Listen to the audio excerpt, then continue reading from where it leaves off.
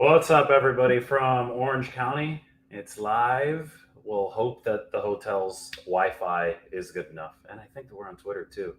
This is so cool. I can simulcast it all now. Don't have to worry about anything else. So I'll send out a tweet, invite our friends on Twitter, where there are definitely more of you than on YouTube to join. But the 49ers are already here. So am I. Just made it into town, and the practices against the Chargers begin tomorrow. All right, it's tweeted out, so you can watch anywhere that you want. But yeah, we'll let people trickle in here, get some questions underway. This is, I think, the most exciting part of the preseason for the 49ers because schematically, these two teams can take the kid gloves off. Nobody's going to be filming team periods tomorrow except for the teams themselves. So the other opponents on both the Chargers and the 49ers schedules won't see the stuff that's being called, some of the exotic blitzes, the more complicated offensive play calls. That means that the 49ers and Chargers can prepare for the 2021 regular season in earnest against somebody that's not them, right? I think the 49ers started getting sick of playing each other in practice here over the past 3 weeks. So the days went by slow during the standard part of camp, but boy, those 3 weeks went by quick. It was over 3 weeks ago that we first stepped into that Levi Stadium auditorium for the first time, and who knows how long, and heard from John Lynch and Kyle Shanahan. And then the next day, which was exactly 3 weeks ago today, is when Jimmy Garoppolo dropped an F-bomb at the press conference. So that was already 3 Wednesdays ago. It's crazy how quickly time went. Have questions been answered? Yeah, I think some questions have been answered. Some questions have been manufactured. The quarterback situation has gone exactly how I told you it was going to go, not only 3 weeks ago, but I think I told you how this was going to go several months ago. So despite some unnecessary drama, this is where we are. We have the 49ers ready to go with both Garoppolo and Lance. I can't wait to see Trey Lance face this Chargers defense. Now, some players are going to be out. Some players are going to be in.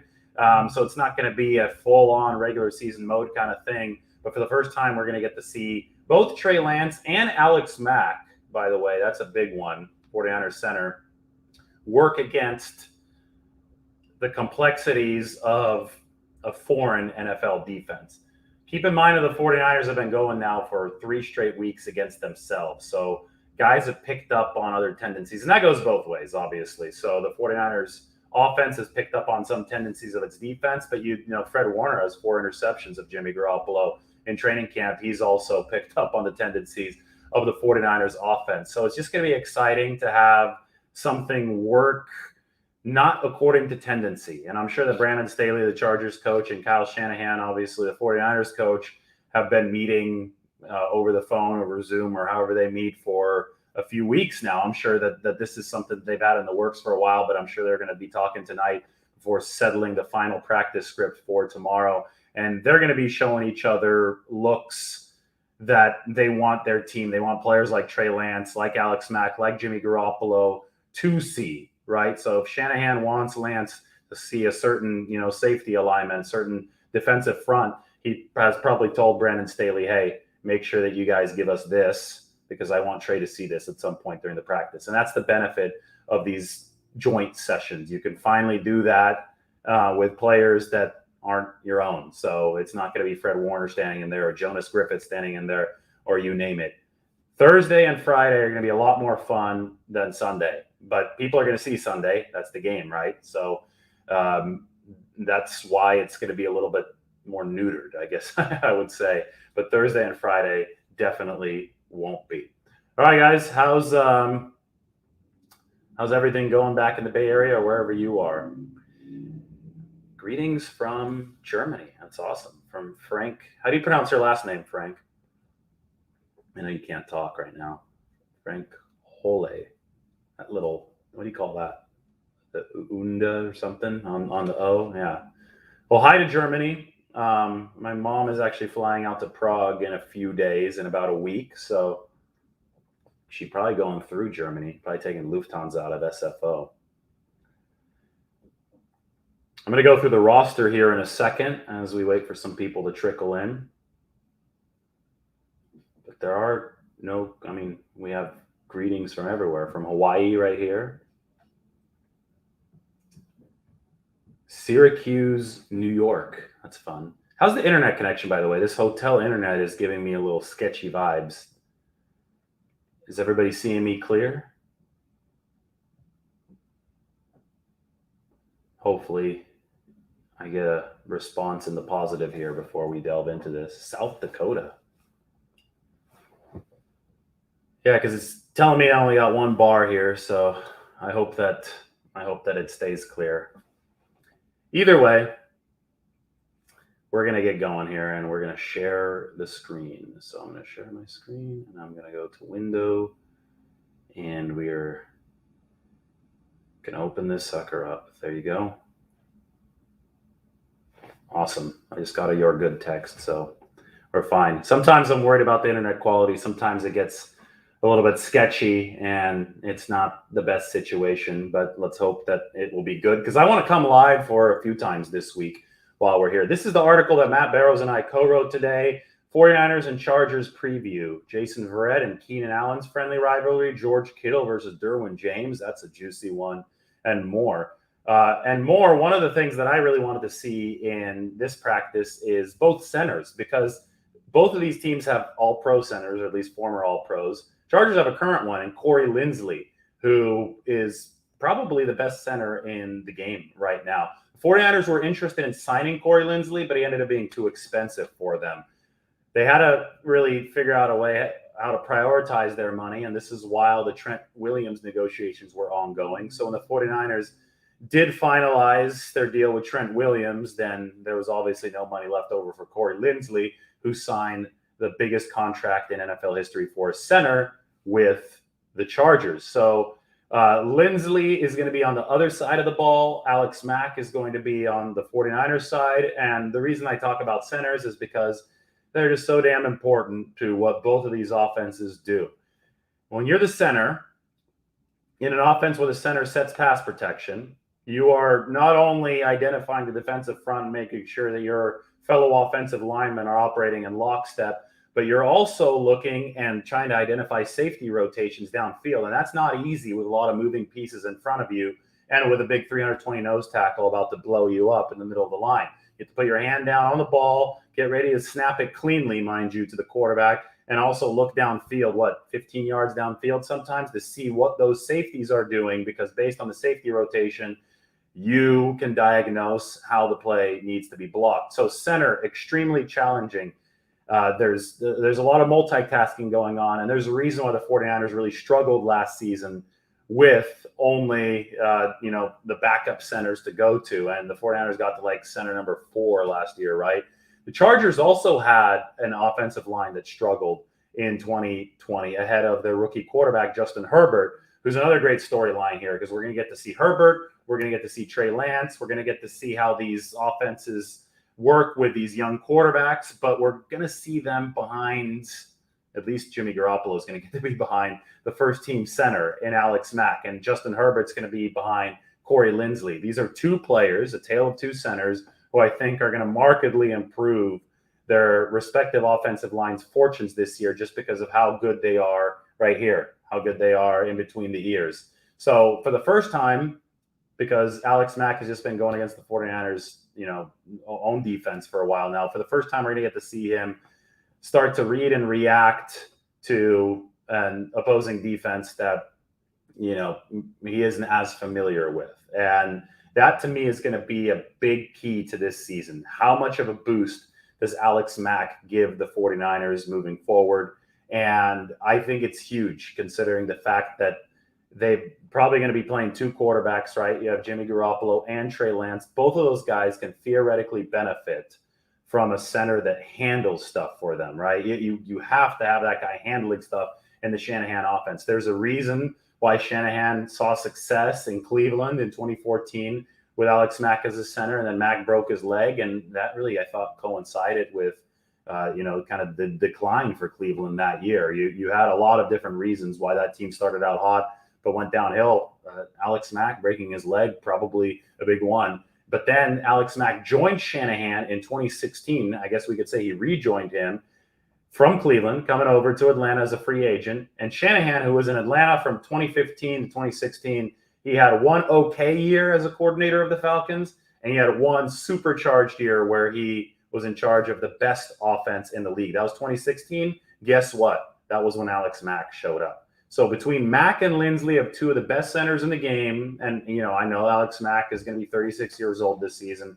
I know that physically he might be past his prime, but cerebrally, it's definitely still there. And there's a reason why the 49ers were intent to go out and get him. And there was a reason they were also in the market for Lindsley, but they didn't have enough money. They want to be great mentally at that center position. And that's something that we're going to really track over the course of this season. But obviously you have Verrett, Keenan Allen. Verrett's a former Charger. He, sharpened his skills against Keenan Allen. Remember when George Kittle scored that huge touchdown against the Chargers at, what do they call it, that soccer stadium in Carson a couple of years ago? It was 2018. It was from C.J. Beathard. It's like a 76-yard touchdown. Well, he's going to get to work against that Chargers secondary again against Derwin James, a player who a lot of people think the 49ers should have drafted instead of Mike McGlinchey. We probably won't see Trent Williams. I'm guessing the 49ers are going to hold him out. I know that we won't get to see Nick and Joey Bosa both in team drills, but Nick Bosa will be practicing. He's going to be back in team drills next week, and we'll get to see Joey in team drills. So we'll get to see how Joey Bosa works. Probably it's going to be better work for Joey Bosa to have to work against the 49ers backup tackles anyway from the 49ers perspective, right? It would have been super fun to see it against Trent Williams, and I'm assuming he's not going to play because of the swelling in his knee that the 49ers don't think is serious at this point. But the fact that we know that Trent Williams could stonewall anybody, it would be great for the popcorn, right? It'd be entertaining work to see Trent Williams against Joey Bosa. But I think it's going to be a better baptism by fire learning experience for a guy like Jalen Moore, who is probably going to fill in for Trent Williams at left tackle for the 49ers. So good for the 5th round pick. You get to face Joey Bosa. I mean, have fun with it. Go get him, kid, kind of thing. Maybe it's going to be a baptism by fire for Jalen Moore, but I don't think the 49ers care. I think they would, very much embrace that baptism by fire to happen at a practice where cameras aren't allowed instead of during a regular season game with Jimmy Garoppolo or Trey Lance behind him. So I didn't think Moore was bad at all when he started the game against the Chiefs. Obviously, he had some hiccups, but I expected him to have some hiccups. I mean, this is a 5th round pick that the 49ers thought would be a guard at the time of his drafting, starting his first NFL game at left tackle. So you got to tip your cap and hope that he gets better, and he's going to have a chance to do that. We went through a lot of different things here. Kittle, Derwin James, Mack, Lindsley. I don't want to show you the whole article, but Moore against Bosa.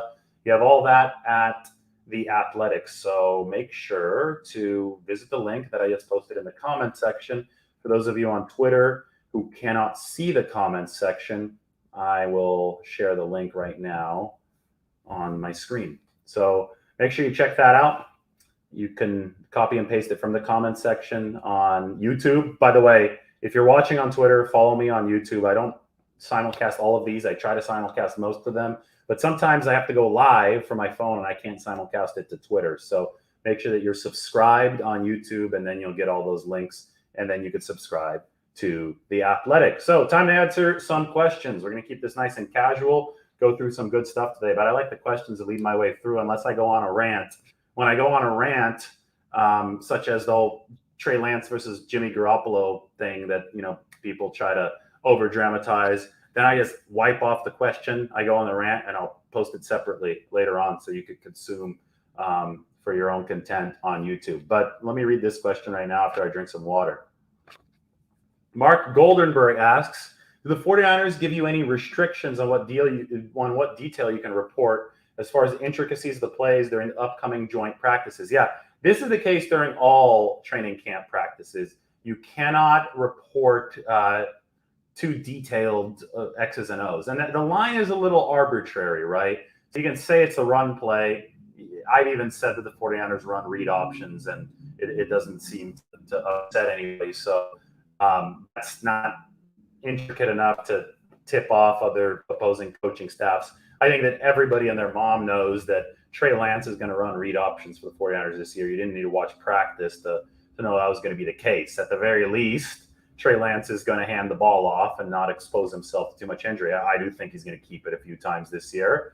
But I don't think it took Albert Einstein or a rocket scientist to know that Trey Lance was going to run, or that Trey Lance was going to have packages. I mean, why was that so controversial? Oh my God, this is what pisses me off to no end literally on draft night, I say, hey, 49ers dropped Trey Lance. Hey, they carved out money to keep Jimmy Garoppolo. What does that mean? Well, since they invested so much in Trey Lance, it means that Trey Lance is going to play right away, but they still need to give him a buffer so that way he is fully developed, so he's efficient over a longer stretch of time. What does that mean? That means that Trey Lance is going to have his own play packages. It was obvious on draft night. It was obvious the day after draft night. It was obvious the week after. And oh, God, it was really obvious when Kyle Shanahan literally said that Trey Lance is going to play 2 weeks ago. Yet, for some reason, on draft night, when I said that, it was controversial. Like, oh, my God, how could they possibly play somebody that they invested so much in? Yeah, right. Yeah. They invested all this draft capital to sit this guy on the bench and never play him. That'd be great. Great idea. Twitter sometimes has really, really, I'm trying to think of a nice word, but really poor, foul takes on situations, and that was definitely one of them. So Trey Lance is going to play. Everybody knows that he's going to run the football. So in answer of your question here, you could say that Trey Lance ran a read option and nobody's going to get mad at you. Now, when the restrictions come, that's when you start saying, oh, this guy pulled X's and O's, at the line of scrimmage.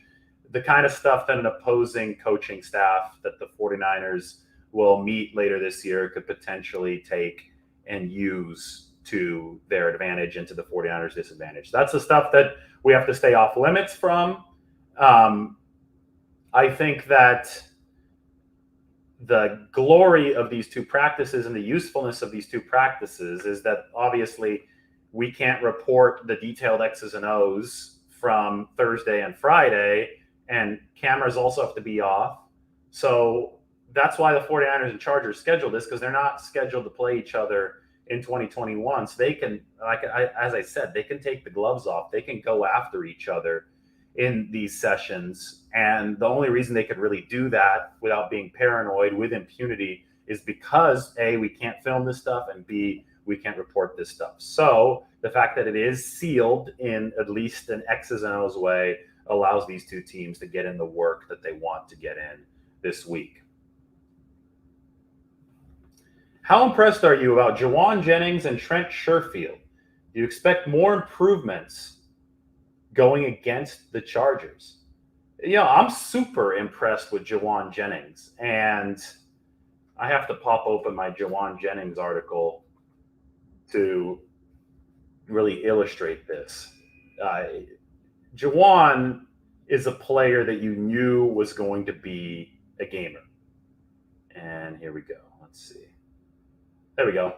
Ultimate Competitor, how 49ers wide receiver Juwan Jennings earned respect at Tennessee. I'm posting the link in the comment section, so you can go check that one out. But Juwan Jennings at Tennessee was a guy that everybody loved. Like, if you're a Tennessee fan and you didn't like Juwan Jennings, then I'm pretty sure you don't exist. I'm sure there's a Tennessee fan or two watching this right now. But after the 49ers picked Juwan Jennings in 2020, and I started talking to people around the Volunteers program, God, they were just glowing about him. And they would always call him by his full name. You can't just say Jennings. You can't just say Juwan. You say Juwan Jennings. I mean, this guy earned full name basis at Tennessee. Maybe catching a Hail Mary to beat Georgia as time expired does that for you. But I think it was more than that with Juwan Jennings. I think it was his passion. And sometimes Juwan Jennings' passion got him in trouble. After the whistle, there was a fight against Vanderbilt where he got suspended for the first half of Tennessee's bowl game. So, I mean, Juwan Jennings has that kind of dog energy, right? That alpha dog energy that could rub people the wrong way. And in college, sometimes it hurt his team when he went beyond the whistle. But the 49ers made very sure that they took a long, hard look into this guy's character, and they saw a good character with Juwan Jennings. They just saw a guy who got a little too excited as a college kid, right? And they were very confident that Juwan would be able to channel all of that alpha dog energy in the right way and go up and grab passes, and to Kyle Shanahan, probably even more importantly, set a physical tone in the blocking game. And that's what Kyle Shanahan was most impressed with. Now, if you look at this piece, I'm going to make it a little bit bigger so that you could see everything. Look at this quote from Kyle Shanahan. He was one of our most favorite guys to watch, Shanahan said of Jennings. He's a bulldog. I feel like he could probably play linebacker if he wants. He's willing to fight everybody out there. He plays safety if he didn't play receiver, John Lynch said. I love his attitude. I love his style. I think he's going to help us a lot. If you are looking to build a hard-nosed offense, one that specializes in setting up the run by just bullying people, because defensive backs around the NFL these days are smaller than they used to be. Linebackers are smaller than they used to be. The 49ers are obviously looking for a comparative advantage by establishing that run game. You saw they just kicked the Packers' ass in that NFC championship game 2 seasons ago. Well, if you're looking to do that, you need to have receivers who can maul people. The 49ers for a while flirted with a New England-style small slot receiver. And to Trent Taylor's credit, that guy had some dog in him too. I mean, when he was healthy, you saw him against Seattle in 2018, torment that one defensive back, plow him to the ground, draw that personal foul penalty. I get it. You know, Trent Taylor fit the mentality that Shanahan was trying to establish. But at the end of the day, there are physical realities. And if you want to go out and bully people, if you want to go win in a street fight, you're going to have some size. You're going to have a guy that can win in a street fight, that can go out and take care of those blocking jobs. And that's where a player like Juwan Jennings comes in. That's where the idea of Jalen Hurd comes in. I know it's just an idea, right? I don't want to get ahead of myself with Jalen Hurd, but that's where the myth of Jalen Hurd comes in. You saw what he did to the Cowboys in 2019 in the preseason. He just destroyed guys. He ran them over. He was causing fights in training camp in a way the 49ers weirdly enjoyed, right? They were like, okay, this guy needs to learn how to channel his energy. We can't be getting personal foul flags, but he is setting a tone out there. Well, the idea of Jalen Hurd, the dream of Jalen Hurd, Juwan Jennings is actually that, except it's actually realized right on the field. This guy is the type of player who's able to take that slot position and turn it into a plus size position that goes out and bullies people, that isn't afraid to finish blocks, that is ready to make defensive backs and linebackers pay for downsizing and trying to get quicker over the past several years. This is the comparative advantage that Kyle Shanahan has been looking for. So that's why Juwan Jennings' stock has risen so much. And that's why I bring back this article from 2020 where we talk about Juwan Jennings. Now we're going to watch the Hail Mary against Georgia. No time left. Juwan Jennings, the dog, just goes up there and makes the catch. And look how crazy they go. That's Josh Dobbs. Remember him? Got his head coach sobbing at the end. Tennessee 34, Georgia 31. Oh, Alvin Kamara. Wow, there's a celebrity sighting. So he was Juwan's former teammate. Guess who else was Juwan Jennings' former teammate at Tennessee? Jalen Hurd. So it's a small world. Everything kind of, Jalen later transferred to Baylor, but everything kind of comes full circle there. That was the famous play. But if you go look through the rest of Juwan Jennings' film, the guy's just mauling people. He can make contested catches. He can run routes, but he can block, and that's important to Kyle Shanahan. Now, how'd the 49ers get him? Why did he drop down to that 7th round? Well, because he ran like a 4.7 40. He's not fast in a straight line. But if you can block and if you can get open, and you don't have to be that open if you are physical and can make those contested catches, and you have the mentality, well, you have a spot in this football team. And I really think that based on the way that Kyle Shanahan has been talking about Juwan Jennings, he's going to have a spot on this football team. I'm super impressed with Trent Sherfield to answer the back half of that question, but we'll talk about Trent at a different time. So we're going to stop this screen share for just a second and move on to the next question. If you had to guess, what kind of role do you see Sermon filling early on in the season? True split with Mostert, mixing in third downs. I get this question a lot, and Trey Sermon, a little tiny bit in Shanahan's doghouse, not overly much, but he fumbled in the first preseason game against the Chiefs. And if there's one thing that Kyle Shanahan hates, then it's fumbles in the preseason. And if there's a thing that Shanahan hates even more, it's fumbles by rookie running backs in the preseason. So Trey Sermon got a little message from Kyle Shanahan in one of the pressers this past week, and Kyle said, You need to not fumble. You need to, he was asked about Sermon's performance, and he brought the fumble up, and you could tell that Kyle Williams wasn't happy about it. God, what a Freudian slip. That's terrible. That Kyle Shanahan was not happy about it. I did not just call the 49ers coach Kyle Williams. One second. I got to read a little message here. Oh, I'm good. I need my vaccination card to get into the Chargers practice tomorrow, and I have it. So we're all set for that. So Kyle Shanahan is not Kyle Williams, but Kyle Shanahan is upset when his rookies fumble during the preseason. It's on his list of things that he hates. So Trey needs to not fumble, but trust me, the 49ers, other than that one little blemish against the Chiefs, are absolutely thrilled with Trey Sermon and his emergence at this training camp. They are getting what they thought they would from the cerebral aspect. Trey Sermon gets the offense. He's not swimming in the playbook right now.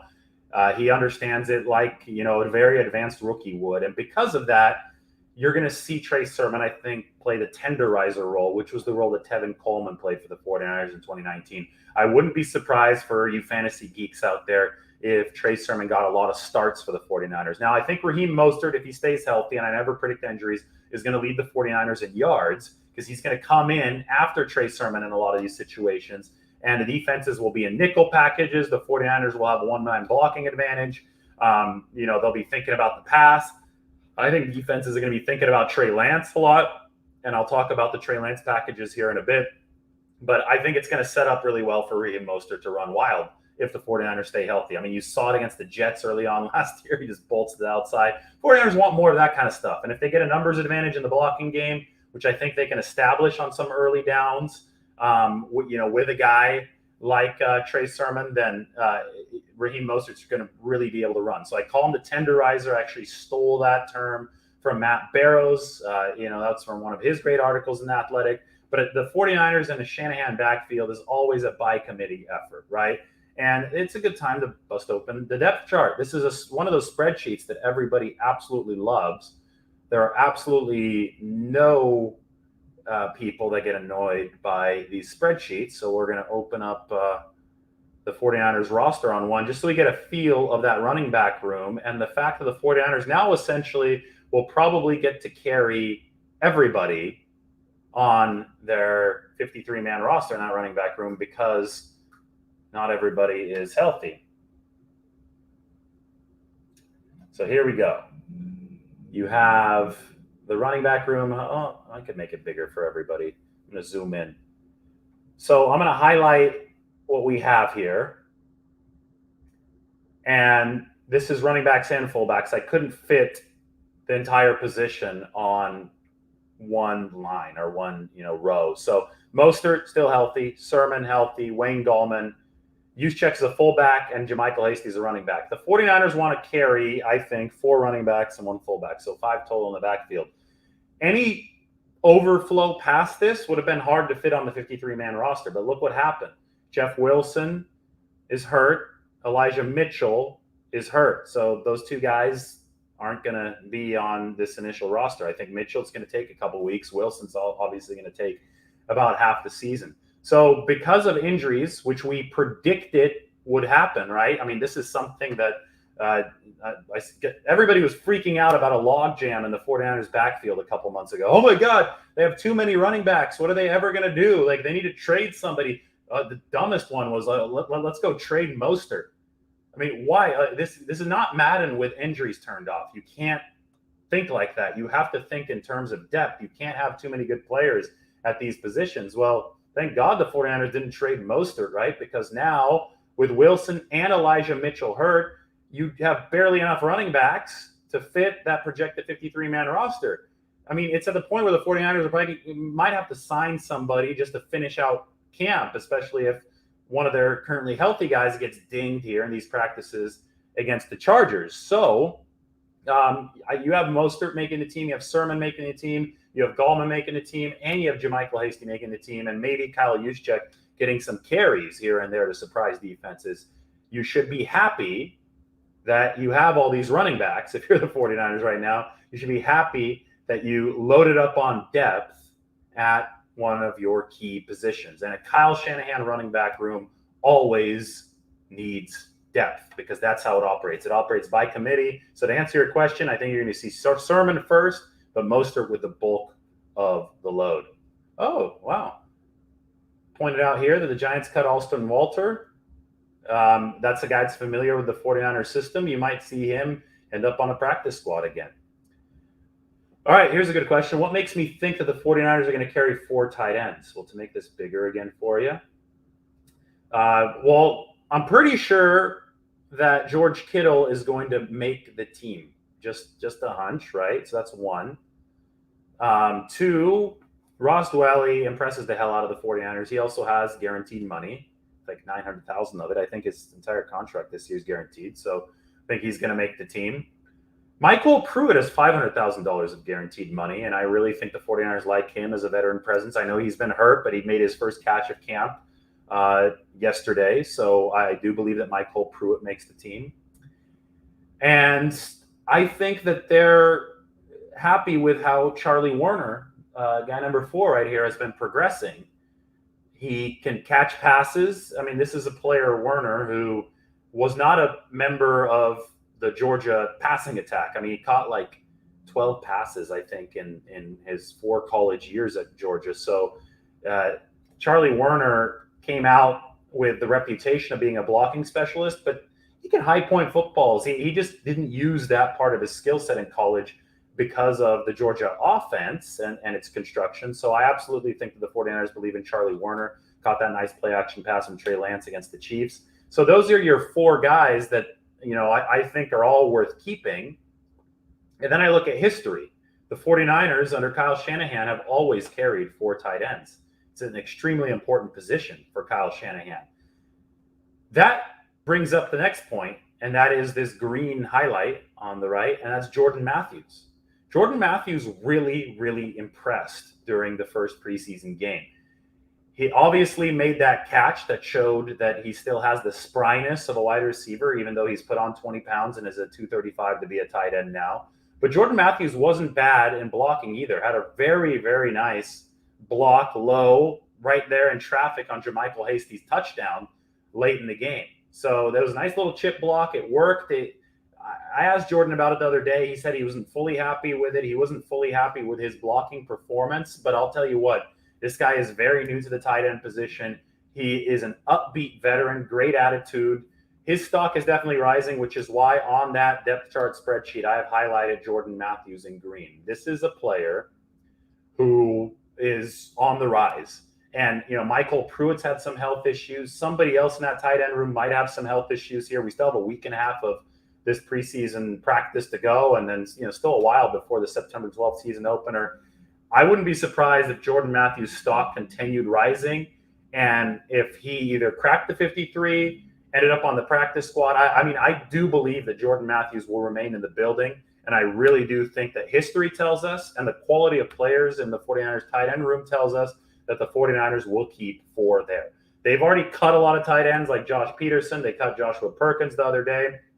That was all the filler. Those were the guys that the 49ers did not expect to make the team. The guys that I think they expect to keep around between guaranteed money for Kittle, Dwelly, and Pruitt and, Charlie Warner's reputation as a draft pick who's impressed them with the strides that he's made, I think between all that stuff, they're going to keep 4. Now, if injuries happen, that's where Jordan Matthews can squeeze in, and I think he fits in on the practice squad right now. So I hope that answers your question. The joint practices start at about 9 o'clock tomorrow.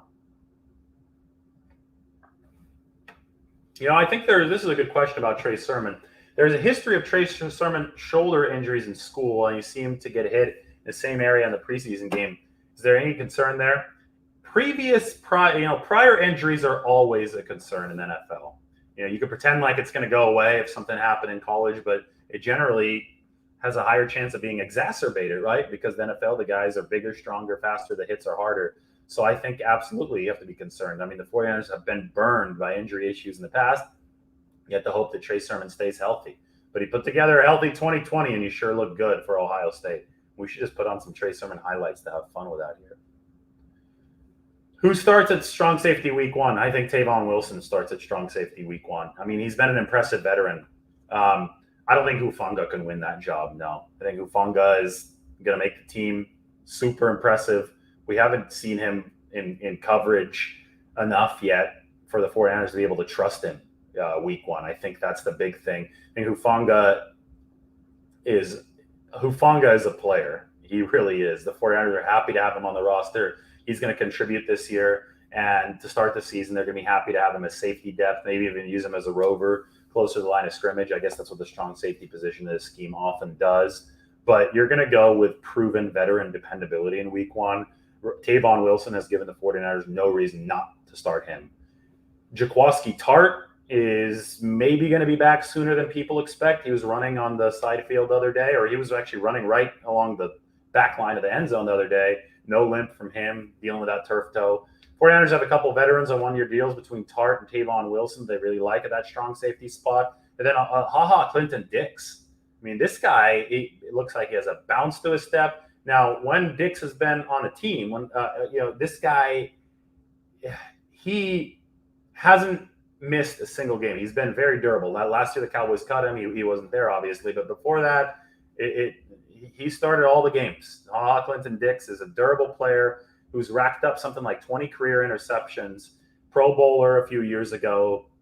I wouldn't worry about the 49ers safety depth. I think you got plenty of veterans there. That allows Hufanga time to really filter into the mix, earn his money early on special teams. I mean, this is a good question. Depth on the offensive line is absolutely a concern for the 49ers. The second team offensive line wasn't good in front of Trey Lance. Absolutely not.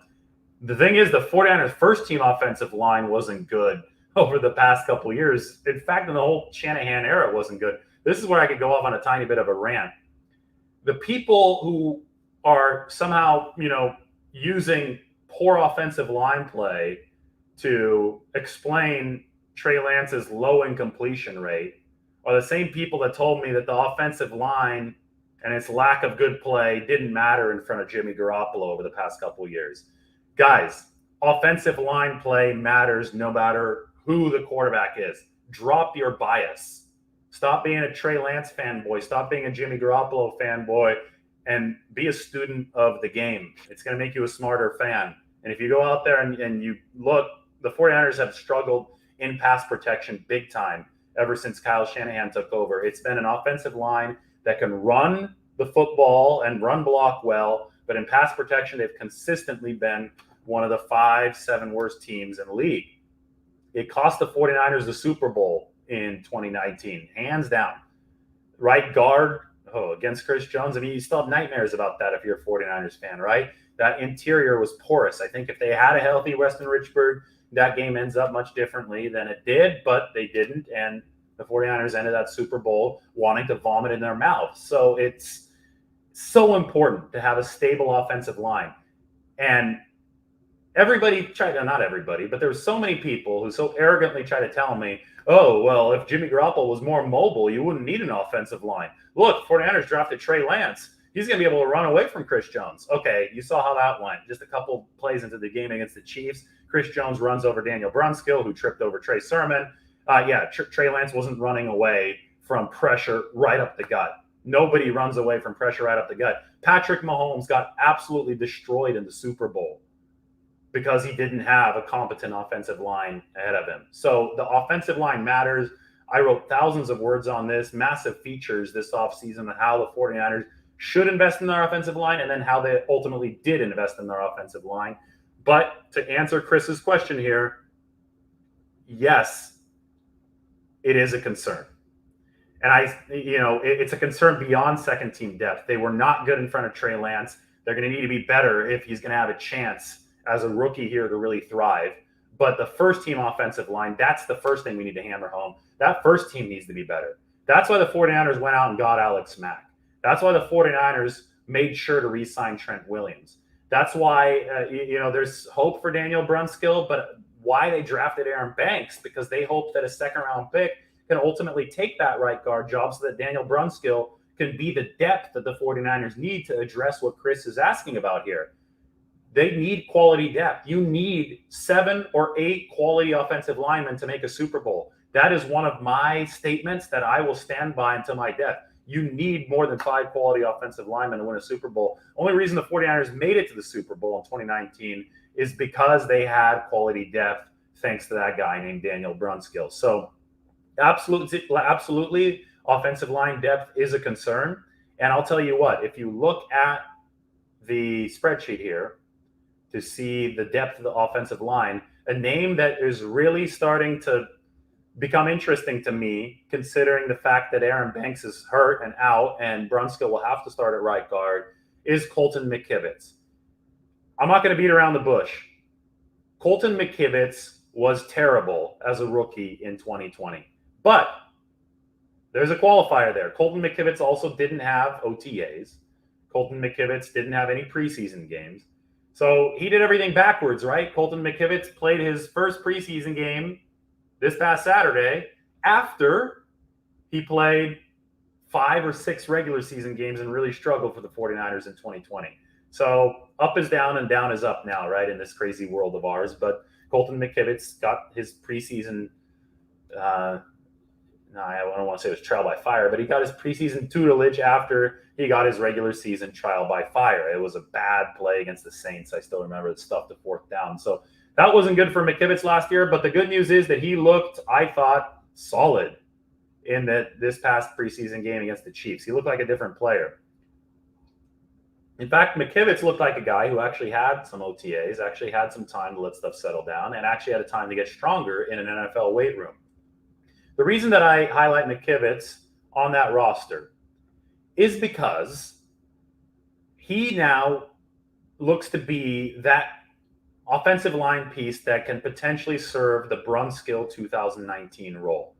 In 2019, Brunskill didn't start the season as a first stringer, but he ended up having to fill in for like 3 or 4 different positions. I think 3 in that season and then center later on. Everything but left guard, Daniel Brunskill has played. And that was so huge to the 49ers being able to overcome the injury rash of 2019. Well, Colton McKivitz now might have to carry that torch, or at least one of those torches for the 49ers. And he gave up a pressure against the Chiefs. But other than that, I thought that he was driving through his blocks in the run game. He was pass protecting decently, and he held up in the most important situations. That's off of play action. Kyle Shanahan will run play action to give the 49ers offensive line, which is a run-oriented offensive line, a chance to block on its own terms. McKivitz did what he needed to do against the Chiefs, and he's probably going to be called on to be that quality depth for the 49ers this year. If you look, a little bit closer here at the rest of it, Jalen Moore, who I talked about a little bit earlier, he also projects his offensive line depth. And then again, you really hope that Aaron Banks is able to give you something. Because if Aaron Banks gives you something, that opens up Daniel Brunskill. Well, the 49ers carry 9 offensive linemen, and they might have to carry somebody that's not named Aaron Banks because Aaron Banks is hurt, and it's going to be 2 or 3 weeks. Who would that next guy be? Well, maybe they want more center depth. They've been, I think, decently happy with Jake Brendel as center depth because right now it's Brunskill backing up Mack, and you don't want the whole domino effect of changes on the line. Yeah, they could carry Tom Compton. He's not a great lineman, but he's trusted by, this coaching staff because he's a veteran and he can play a couple different positions in an emergency. But if we're talking about Tom Compton making this football team, we're probably talking about an offensive line that's not deep enough right now. And that is a big concern for the 49ers. So I think that's a great, great question. Thank you for that one.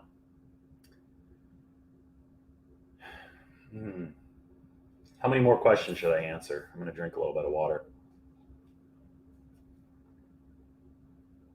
Will we see a Jalen Hurd sighting this week? Not sure. I'll tell you what, if he wants to stay on this team, I think he needs to make an appearance this week. That's a big one. Were you interested to see how Trey Lance stacks up against Herbert as far as physical traits? Yeah, I haven't seen Herbert in person since he was at Oregon. So I want to see him up close in person. Here's how it's going to go. The Chargers have 2 fields. The 49ers offense is going to work against the Chargers defense on one of the fields. The Chargers offense is going to work against the 49ers defense on the other field. One of the days I'll be watching the 49ers offense, and Matt Barrows, my colleague, is going to be watching the 49ers defense. And then on the other day, we'll flip. We haven't decided who's going to do what. So one of the days, it's going to be Matt in charge of tracking Garoppolo, tracking Lance. And one of the days, we're going to get to see Herbert. One of us is going to get to see Herbert. So that's going to be my main thing. When I'm watching the 49ers defense, I want to see how they defend Lance. And I've already seen that, obviously, in practice, the second team at least. But I also want to see how that first team defends Justin Herbert. I want to see the physical skill set. And I'm going to close this by talking a little bit about Trey Lance, because I've gotten to see impressive physical talent in this league. And my comp for Trey Lance, this is before he was even drafted, was Josh Allen, Bills quarterback from Fireball, 559. That's my area code, from the Central Valley. Farm strong. I mean, you have Josh Allen and you have the country strong kind of guy, right? You could tell he grew up big.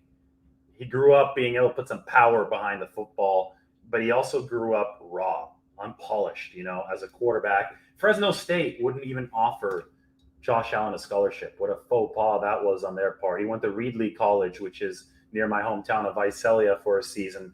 And then he finally, found a landing spot in Division I with Wyoming. The accuracy throughout all of this was never quite there for Josh Allen. Even in college, he was like a 50% passer. There might have even been a season at Reedley or Wyoming where he was like a 48% passer. I can't remember. But long story short is that was also a bit of a knock against Trey Lance. Now, Trey Lance was more accurate than Josh Allen in college. I think he was actually more polished, which is great news for the 49ers, because that would suggest that Trey Lance will be ready sooner rather than later.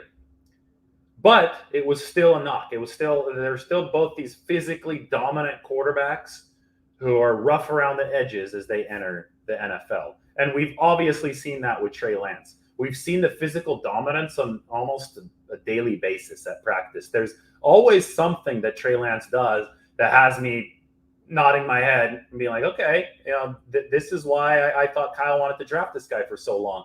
Of course, Kyle likes what he sees right now. Of course, he sees the naked bootleg, the quick whip of the hips, and the bullet downfield, or the deep passes that make defenders look like they're in quicksand. Kyle Shanahan is noticing all of this.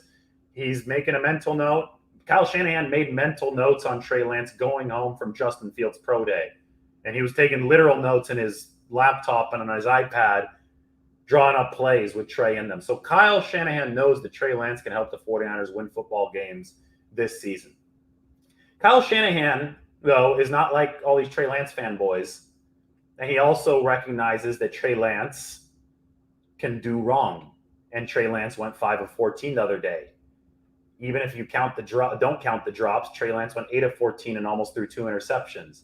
Trey Lance has only completed 47% of his passes and moved the ball periods for the 49ers compared to Jimmy Garoppolo's 73%. There are still kinks to iron out with Trey Lance. So this is not an all or nothing situation. You could say that Trey Lance is going to be a future Hall of Famer. And I think there's a chance of that. I'm not going to proclaim it, but I think there's a chance that Trey Lance is going to be a perennial All-Pro. I think that he has the mental wherewithal and the physical skills, and I think he's got the grit to do it. I love the fact that he's an FCS guy out of North Dakota State. You can think all that. You could deem it all possible, and you can also turn around and say, wow, Trey Lance still has some stuff to work on. Lately, there's been a little bit of a mechanical regression. Don't freak out. I don't think it's, like a huge step back, but I think that as the live bullets have started flying, Trey Lance has gotten a little excited. I think he dips a little bit in the throwing motion, and it's causing some shorter passes to sail high. The other day, he threw like 2 passes, like 5 yards over his running back's head in the flat, and he sailed one the other day that turned into an interception downfield to HaHa Clinton Dix. So these are all issues that are popping up with Trey Lance that we expected based on the college scouting report. So we can acknowledge the potential transcendence and how good he's been, while also taking note of these issues, because I guarantee you Kyle Shanahan is taking note of these issues. And he needs Trey Lance to be more accurate and more efficient situationally. And for that, Trey Lance is going to need some time, which is where the Patrick Mahomes model comes in. Because I think that Lance has a little bit of Mahomes' physical skill set in him, but I also have the Josh Allen comp. And the reason that I brought Josh Allen up at the start of all this is because it took Josh Allen 2 full seasons. It wasn't until his third year in the NFL that he became more than a 50% passer, that he became a 70% kind of guy and a Pro Bowl caliber player for the Buffalo Bills. So if Trey Lance is anywhere on the Josh Allen mold of this is how it's going to progress, it's going to take a little while for him to develop that polish that Kyle Shanahan is really comfortable with running the levers of that offense. And I think that he's probably ahead of the of the Josh Allen prototype. I think that Trey Lance was already more polished coming out of North Dakota State than Josh Allen was coming out of Wyoming. So that's good news for 49ers fans. I think he'll be ready sooner. And I think that's why Kyle Shanahan is so excited about this offensive system that he's so clearly been implementing for several months. And that's how I'm going to finish. Jimmy Garoppolo is a quarterback who the 49ers do trust to be efficient when he's healthy. You can argue with me all you want about that, but you're just arguing with Kyle Shanahan at that point.